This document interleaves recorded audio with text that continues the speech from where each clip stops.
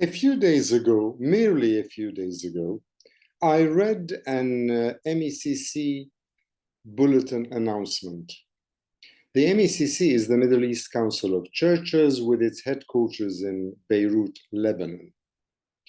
And the MECC announcement mentioned with sadness that Gabriel Habib, Gabi Habib, a former general secretary of this ecumenical organization, had passed away.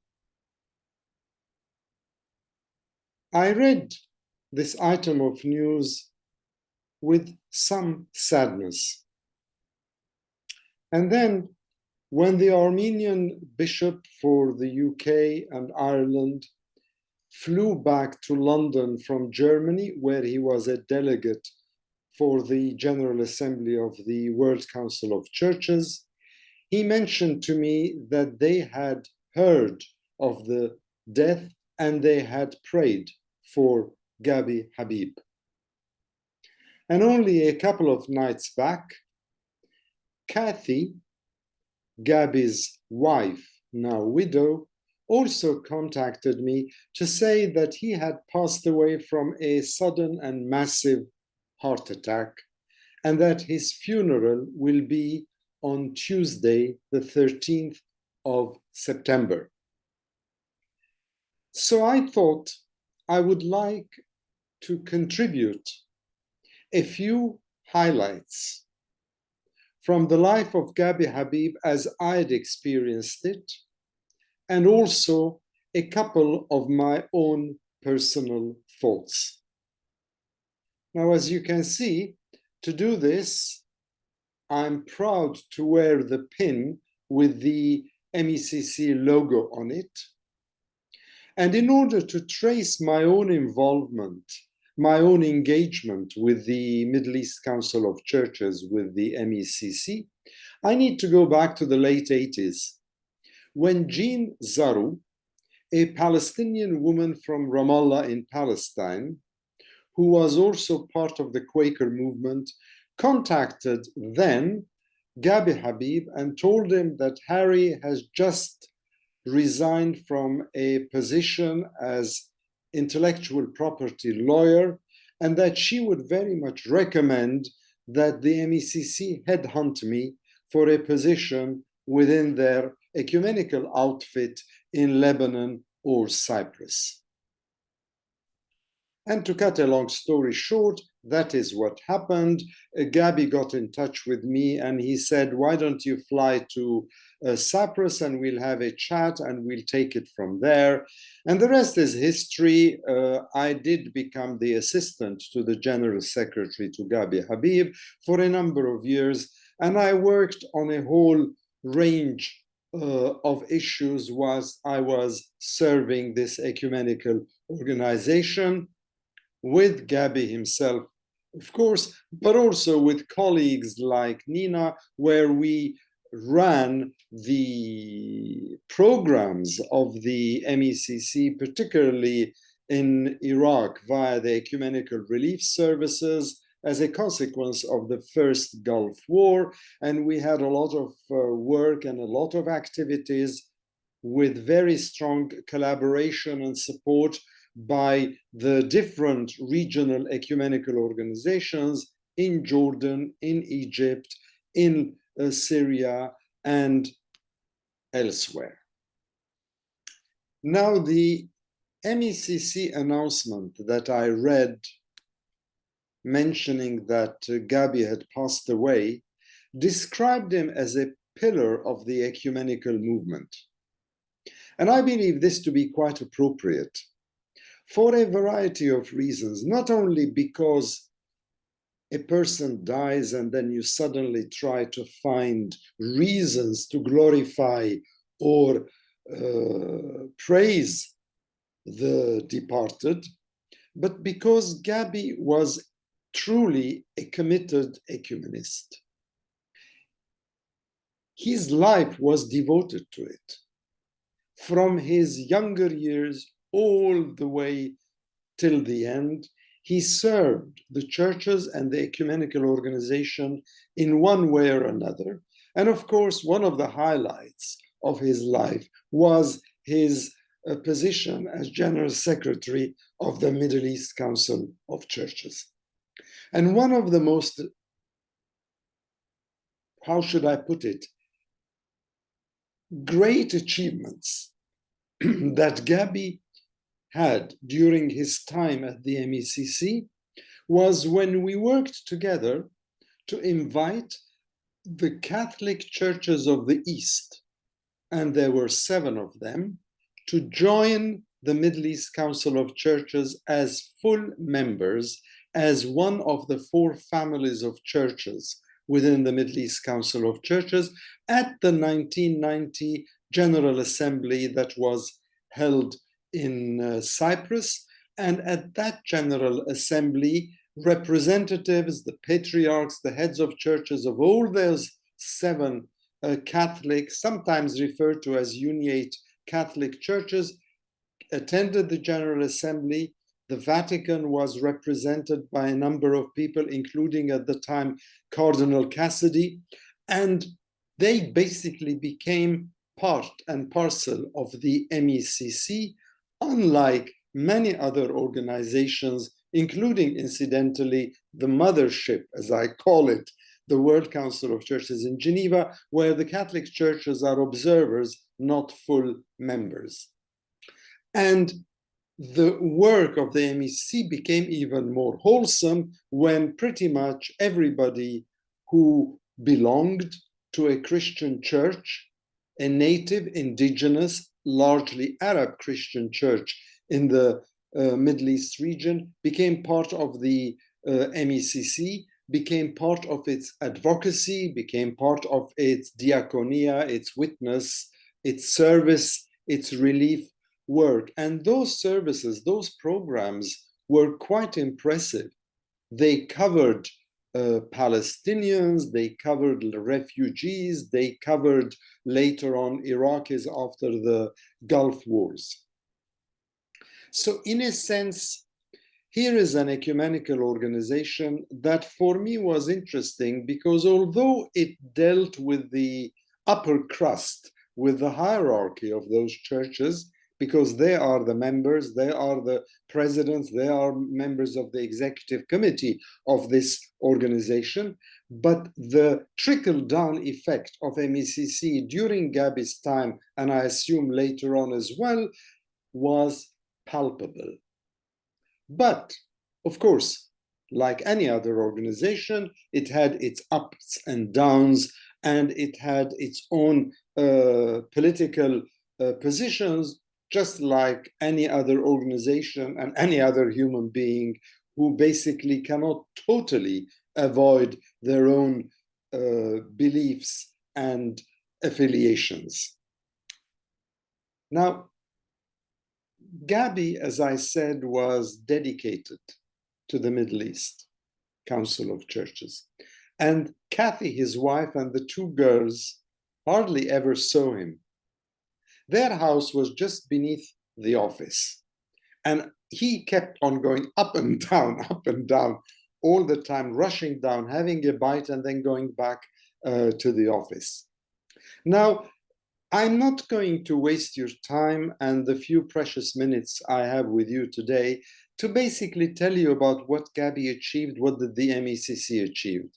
Please go to your search engine and you will find lots and lots and lots of material and information covering the whole period from the inception of the Middle East Council of Churches in its present format in 1979 all the way to 2022 with its ups and its downs.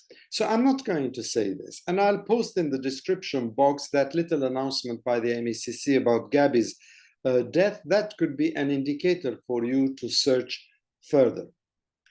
But I want to basically highlight a little bit the personal side of the work, the collaboration that he and I had over the years. Now, it's a fact, and sometimes an amusing fact by some of the colleagues at the MECC, that I wrote a lot of his papers in English, sometimes in French. And I used to write them on a piece of paper. give them to him, and the corrections were truly a sight to behold. There were no computers and no track changes for Gabi. He didn't go into a computer and correct my documents.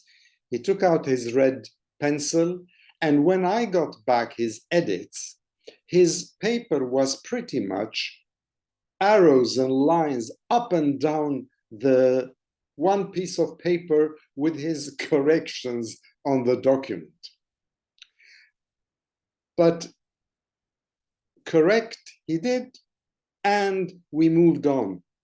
We achieved a lot, and we used to sit together, and I used to sometimes tell him, I can't understand those arrows. Where do they go and where do they fit?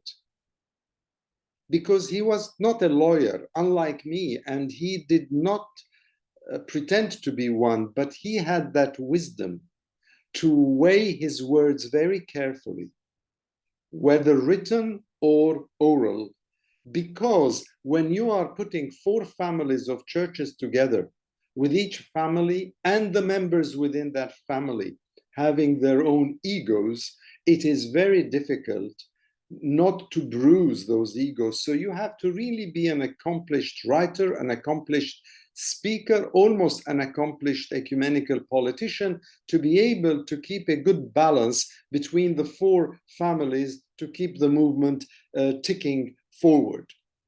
But tick forward it did, with all those refugee programs, Iraq, the Palestinians, Lebanon, etc., but also with the 4 families of Christian churches coming together. And here, documents were done. I used to sit with him. I used to sit with my colleague Nina at the time, trying to think, how can we help the Iraqis who were going through a very difficult period at the time as well. But in addition to that, there was one particular precious moment, almost every day for me with Gabi, which I always cherish above all else. Now, it's not a highfalutin moment. It's not a decisive existential moment. It was a moment when we had our matinal powwows. Sometimes those powwows were merely chinwags. And what I used to do, go into the kitchen, prepare 2 Arabic coffees, you know, those thick coffees, usually with cardamom in them, that are in small cups, an oriental version of what we might consider an espresso these days, take it to his office and have our chats. And the running joke that we had, him and I, was that he always used to tell me, Harry, I'm not worried about your future. Even or when, and it was pretty much a when you leave the MECC, you will always find a job as a coffee maker, if nothing else. I suppose the equivalent version of a barista these days.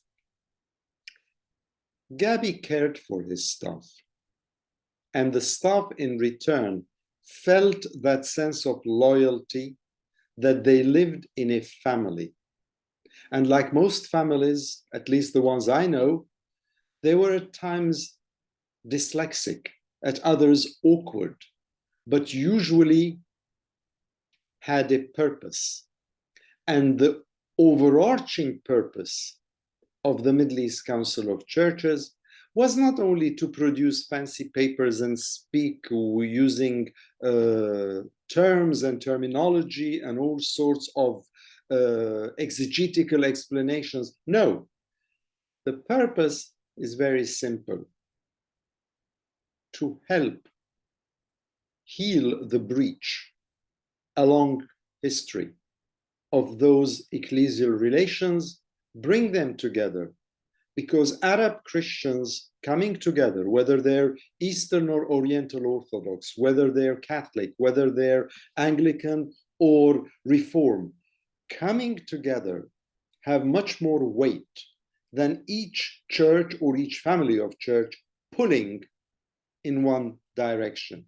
So if I wanted to be fancy, I would say that Gabi toiled in the vineyard of the Lord for 17 long years. And one of my favorite biblical verses that pretty much summarizes what we used to do, and it's a verse he liked. He liked so much that it became the theme of one of our general assemblies at the Middle East Council of Churches, where everybody who was anybody in the Christian church was represented at that event. That biblical verse comes from St. Paul's letter to the people of Ephesus, keeping the unity of the Spirit in the bond of peace, in Ephesians 4:3. And it's a biblical verse that I like a lot, because guess what? It works in secular politics as well. And I've used it in my track 2 negotiations, in my other work in conflict resolution, as a persuasive thought at the back of my mind.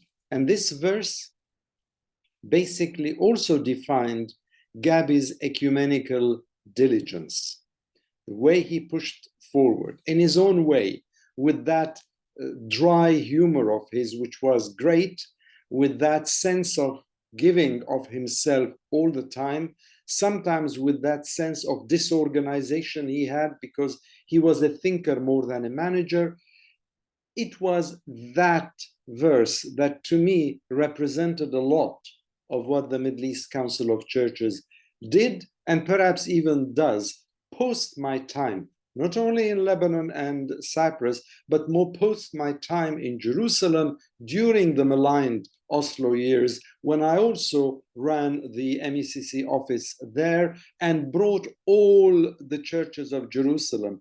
Another difficult task, brought them together as one in a lot of the activities that we undertook. So to conclude with this little, very, very little flavor of who Gabi was for me and for the larger ecumenical sense, today with a heavy heart, I'd like to offer my condolences to Gabi's family, particularly to his wife and 2 daughters, to the MECC staff, largely in Beirut, but elsewhere in the region as well, and to the ecumenical movement at large, from Geneva all the way to New York, where he and I used to go quite often to the NCCC offices and meet with colleagues there, Dale Bishop, David Weaver, a lot of names come to mind. All of us in our own little way, not being pietistic, not even being pious, just trying to bring Christians together so that they have one voice and a greater impact in the region, outside the divisive bounds of confessionalism and sectarianism, and I am older as a church than you, and I am more pious than you. No, that's not what the ecumenical movement is all about. And all the programs, all the work underlines, undergirds that ability, that attempt, that hope to bring the Christian churches together in the Arab world, where the biblical story started, and where sometimes we forget when we start thinking of the church in the West. So the photo I used today for this episode is from 2017, that I took with Gabi in Beirut. He and I happened to be in Beirut at the same time, and it is in the offices of the Middle East Council of Churches near Hamra. So rest in peace, Gabi, old boss and old friend.